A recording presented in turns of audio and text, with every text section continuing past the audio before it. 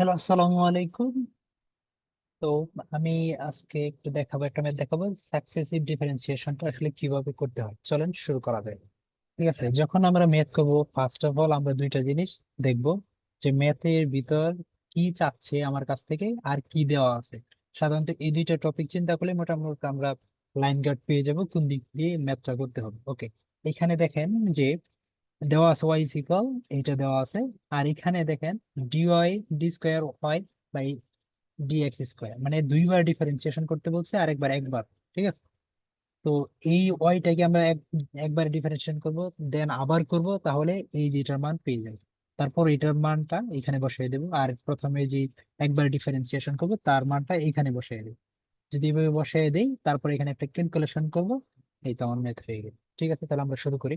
এখানে দেওয়া আছে Y is equal 2x plus 4/x, এটা দেওয়া আছে। এটাকে আমরা ডিফারেন্সিয়েশন যখন করব তখন আমরা এই মানটা পাবো। তো এই মানটা কিভাবে পেলো চলেন একটু ভেঙে দেখে আসি, যে আসলে এই মানটা কিভাবে আসলো। একটা ম্যাথ এইভাবে ভেঙে বুঝিয়ে দিছি, আপনারা বাকি ম্যাথ গুলি ইজিলি করে ফেলতে পারবেন। একবার শুধু দেখেন। ওকে, দেখেন তাহলে যে ডিওয়াই বাই ডিএক্স, ওয়াই কে ডিডিএক্স করছে, তাহলে ওয়াই এর মান কত? 2x প্লাস 4/x, এই যে আমরা এখান থেকে মানটা নিয়েছি। ওকে, আর আরেকটা বিষয় খেয়াল রাখবেন, যে আমরা যখন ডিডিএক্স করব, চলকের সাথে যে সহগটা থাকবে তার কখনো ডিফারেন্সিয়েশন করতে হয় না। এটা যেভাবে আছে সেটা এইভাবে রেখে দেবো, তাহলে আমরা ডিফারেন্সিয়েশন কাকে করবো? যে চলকটা আছে তাকে। ওকে, দেখেন আমরা জানি যে কোনো কিছুর উপরে যদি পাওয়ার না থাকে তার পাওয়ার ওয়ালটাই মন হয়। আপনাকে আপনাদের এরকম ভাবে বোঝানোর জন্য এরকম ভাবে ওয়ান দিয়েছি। ঠিক আছে, আর আমরা কি কি জানি, যখন চলকে এরকম ভাবে ডিফারেন্সিয়েশন করি, এই চলকের উপরে যত পাওয়ার থাকে ওই পাওয়ারটাকে সামনে নিতে হয়। হ্যাঁ, তার থেকে এক বিয়োগ করতে হয়। তাহলে এখানে পাওয়ার কত আছে? ওয়ান। হ্যাঁ, তাহলে এই ওয়ানটাকে যে সামনে নিছি, তারপর কি করতে হবে? ওয়ান থেকে এক বিয়োগ করতে হবে, এই যে নিয়ম অনুযায়ী, তাই না? এই যে ওয়ান বিয়োগ করে দিছি। ওকে, তাহলে এটার কাজ শেষ হয়ে গেল।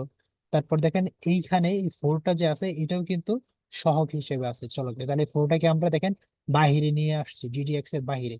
ডিডিএক্স কাকে করতেছি? 1/x। ঠিক আছে, এখন 1/x কে ডিডিএক্স করলে কি হয়?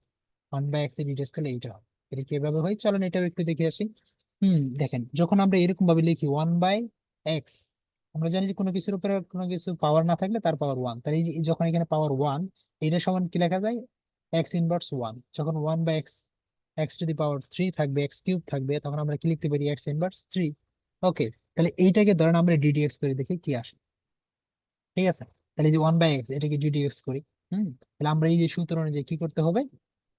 হুম এইটার সমান তো এটা লেখা যায় যে উপরে, তাই না? ওকে, তাহলে দেখেন এক্স ইনভার্স ওয়ান, এটাকে আমরা ডিডিএক্স করি, তাহলে এই যে পাওয়ার উপরে এন এর মান কি করতে হয়? সামনে আনতে হয়, এই যে নিয়ম অনুযায়ী এই এনটাকে সামনে লিখতে হয়, তাই না? এই যে এটার মান এই সামনে লিখছি। তারপর এখানে যা থাকবে তার থেকে এক বিয়োগ, এখানে মাইনাস ওয়ান আছে লিখলাম, এর থেকে এক বিয়োগ করতে হয় যে মাইনাস ওয়ান।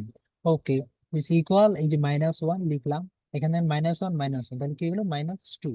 হ্যাঁ, তাহলে আমরা এটাকে একেবারে কি একসাথে কি লিখতে পারি? Minus x inverse two.